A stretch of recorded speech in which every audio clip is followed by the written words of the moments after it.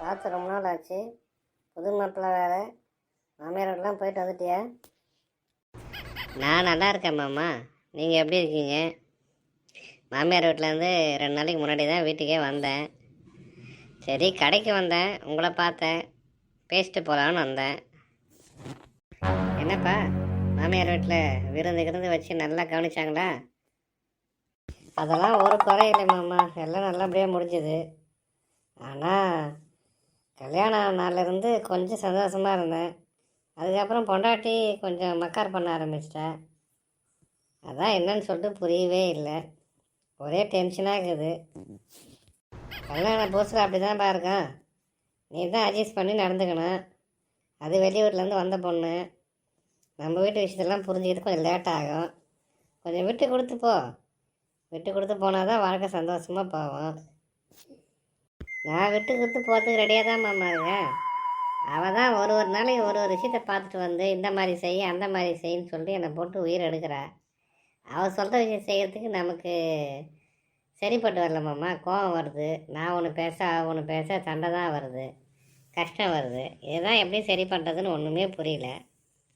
அப்படி என்னதான்ப்பா அவன் பொண்டாட்டி உங்ககிட்ட கேட்டேன்? சொன்னால் தானே தெரியும்.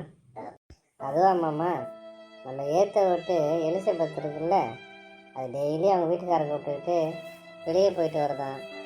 அதே போல் பக்கத்து வீட்டு பாட்டிமா இருப்பார், அந்த பொண்ணு வாரத்துக்கு 2 வாட்டி வெளியே போய் புடவெல்லாம் வாங்கிட்டு வருதான். பின்னாடி வீட்டு பிரியங்கா இருக்குல்ல, அது அடிக்கடி வெளியில் போய் ஹோட்டலில் சாப்பிட்டு வராங்களாம். இந்த மாதிரி என்ன பண்ண சொல்கிறாமாம்மா? நானே வேலைக்கு போயிட்டு ஆஃபீஸில் டென்ஷனில் வீட்டுக்கு வந்து சேர்றேன். இதெல்லாம் எப்படி நான் பண்ண முடியும்? இந்த சாதாரண விஷயத்துக்கு ஏன் நீ கவலைப்படுறேன்? நான் ஐடியா சொல்கிறேன், அதை நாளைக்கு ஃபாலோ பண்ணு. நாளைக்கு வேலைக்கு கிளம்பி போகும்போது உன் பொண்டாட்டியை முன்னாடி போயிட்டு நீ நடந்து போகிறப்ப எதுக்கு வர சொல்லு. அதுக்கப்புறம் பாரு என்ன நடக்குதுன்னு. என்ன மாமா நடக்கும்? என்னன்னு சொல்லுங்களேன். நல்லது தான்ப்பா நடக்கும். ஒரு வாரத்துக்கு உன் பொண்டாட்டி இது மாதிரி வேலைக்கு போகிறதுக்கு முன்னாடி அவளை வர சொல்லிட்டு அவளை பார்த்துட்டு வேலைக்கு போ.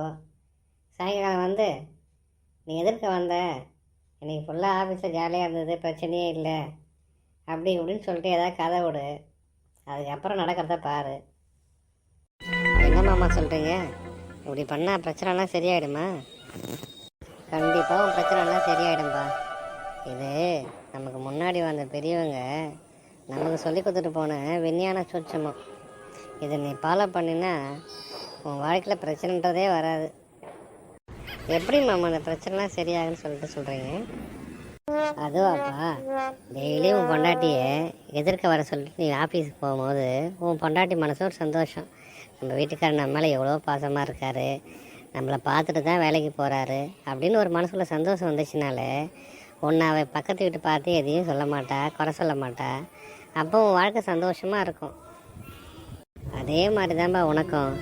உன் பொண்டாட்டியை எதிர்க்க வர வச்சுட்டு அவளை பார்த்துட்டு போகும்போது இவளை விடவா பெரிய பிரச்சனை நமக்கு வந்துட போகுது அப்படின்னு சொல்லிட்டு ஒரு தைரியத்தோடு ஆஃபீஸுக்கு போகலாம். எந்த பிரச்சனை இருந்தாலும் ஈஸியாக சால்வ் பண்ணலாம். சந்தோஷமாக வீட்டுக்கு திரும்பி வரலாம். அதை சொன்னேன்ப்பா. ரொம்ப சந்தோஷம் மாமா. இத்தனை நாளாக இருந்த என் குழப்பத்தை எனக்கு நீங்கள் தெளிய வச்சிட்டீங்க. நான் இதையே ஃபாலோ பண்ணுறேன் மாமா. ரொம்ப நன்றி மாமா. நான் வரேன்.